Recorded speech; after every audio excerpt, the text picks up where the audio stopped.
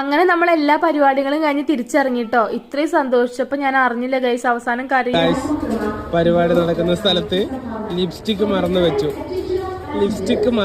എന്ന് പറഞ്ഞിട്ടുള്ള നിപ്പാണ്. അവേ കൈയെടുക്ക്, വാവേ കൈയെടുത്തോ. ലിപ്സ്റ്റിക് മറന്നു വെച്ചതിന്റെ സങ്കടമാണ്. അത് തിരിച്ചു പോയെടുക്കാൻ ടൈമില്ല. അപ്പോഴത്തേക്ക് ഞങ്ങൾ ട്രെയിന് വരും. അപ്പോൾ ആ ലിപ്സ്റ്റിക്കിനോട് ഞങ്ങൾ ബൈ ബൈ പറഞ്ഞിരിക്കുന്നു. അല്ലേ വാവേ? ഡി ഞാൻ മേടിച്ചിരടി, അത് പോട്ടെ ഡി. അങ്ങനെ ഞാൻ കുറെ നേരം ഏട്ടനെ ചീത്തയും വിളിച്ചു, കുറെ നേരം നിന്ന് കരഞ്ഞായിരുന്നു കേട്ടോ. കാരണം അത്രയ്ക്ക് എൻ്റെ ഫേവറേറ്റ് 2 ലിപ് ഷെയ്ഡ്സ് ആയിരുന്നു നഷ്ടപ്പെട്ടിട്ടുണ്ടായിരുന്നത്. അത് മാത്രമല്ല, എൻ്റെ സ്ലൈഡുകളും ക്ലിപ്പുകളും കമ്മലും ഐലൈനറും സകലമായ സാധനങ്ങൾ ഞാനവിടെ മറന്നു വെച്ചു, ഒരു കിറ്റിൽ മറന്നു വെച്ചിട്ടാണ് കേട്ടോ പോകുന്നത്.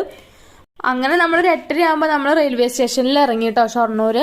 അങ്ങനെ നമ്മൾ ഫുഡ് കഴിക്കാൻ വേണ്ടി കയറി. വെള്ളയപ്പും നല്ല പാർട്സ് കറിയാണ് കഴിച്ചിട്ടുണ്ടായിരുന്നത്. അപ്പോൾ നമ്മൾ നേരെ വീട്ടിൽ പോട്ടെ, നല്ല മഴ പെയ്യുന്നുണ്ട് കേട്ടോ.